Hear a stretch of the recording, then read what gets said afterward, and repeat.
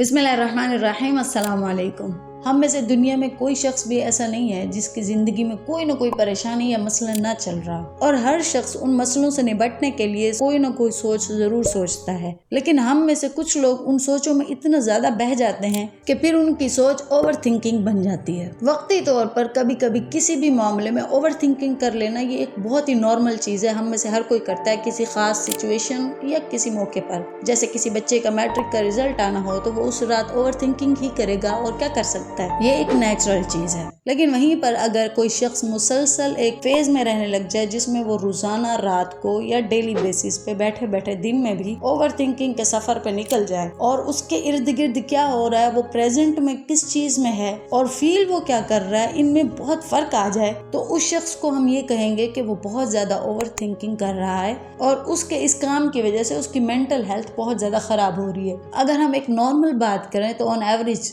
Over thinking दो तरह की हमारी जिंदगी में आती है। एक होती है स्पेसिफिक ओवर थिंकिंग, एक है कैजुअल ओवर थिंकिंग। जब हम स्पेसिफिक ओवर थिंकिंग की बात करते हैं ना, तो उसके पीछे सिर्फ एक वजह होती है, कोई एक बहुत बड़ा हादसा, कोई बहुत बड़ा ट्रेजेडिक हमारा चाइल्डहुड, कोई हमारी एक कमजोरी, कोई एक बड़ी मेन रीजन जिसका हम कहते हैं ना कि रोग लगा लिया, उस एक रीजन की वजह से हम हर टाइम उदास रहते हैं और उसी के बारे में सोचते रहते हैं। अच्छा, ऐसा करते तो ना हो जाता, वैसा हो जाता, मेरे साथ ही क्यों हुआ, सारी दुनिया तो खुश है।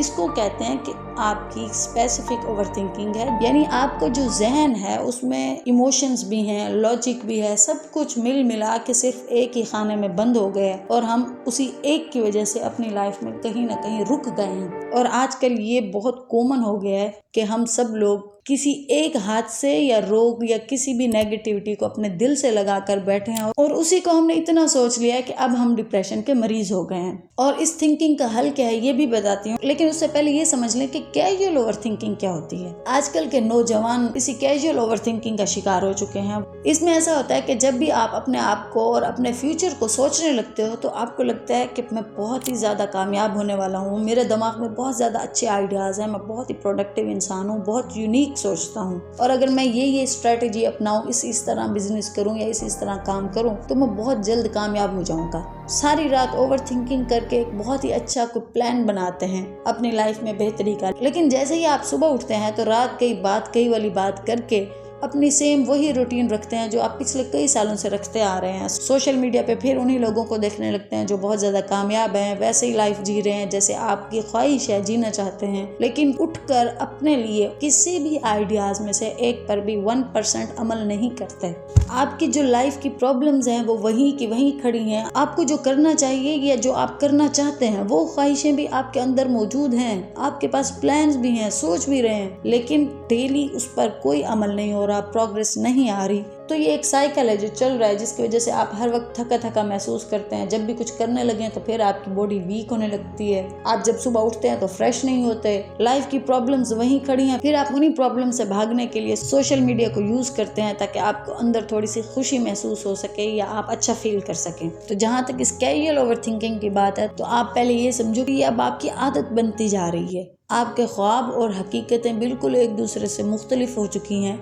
आपको चाहिए कि आप सिर्फ रात को सोने से पहले एक आइडिया सोचो, अगर फिर भी आपको बार बार सोचें आ रही हैं तो उठ के पेपर लेके लिख लो। अगले दिन उठ के अपनी उस कीमती सोच को बिल्कुल भी जाया ना करो, ना भूलो, उसको एक रियलिटी में बदलने की कोशिश करो। उस पर अमल करने के लिए अगर आपको 10 मसाइल नजर आ रहे हैं तो आप उन मसाइल में से एक को हल करने की सिर्फ कोशिश करो। तो जैसे ही आप उस सोच पर अमल करना शुरू करेंगे तो आपको आगे 10 बातें पता लगेंगी कि इसको करने के लिए ये भी करना है, वो भी करना है, वो भी करना है। तो आपका माइंड उन प्रॉब्लम्स के सॉल्यूशन में सोचने लगेगा। तो इस तरह आप अपनी सोच को प्रोडक्टिव बनाओ, आप देखेंगे कि वही एक काम, उसी के तमाम सोचें आप पर सवार हो जाएंगी और बाकी सब चीजें निकल जाएंगी। जो भी शख्स प्रैक्टिकली अपनी सोचों में से किसी एक पर भी अमल करना शुरू करता है तो उसका माइंड ऑटोमेटिकली उसी को सिर्फ कामयाब बनाने में लग जाता है, उसी में सोचता है, उसी के सॉल्यूशंस को हल करता है, फिर वो 10 और प्लानिंग्स में नहीं रहता। आप भी अपने माइंड को इसी तरह यूज करो और इस कैजुअल ओवर थिंकिंग से निकल आओ। अब बात आती है उस ओवर थिंकिंग की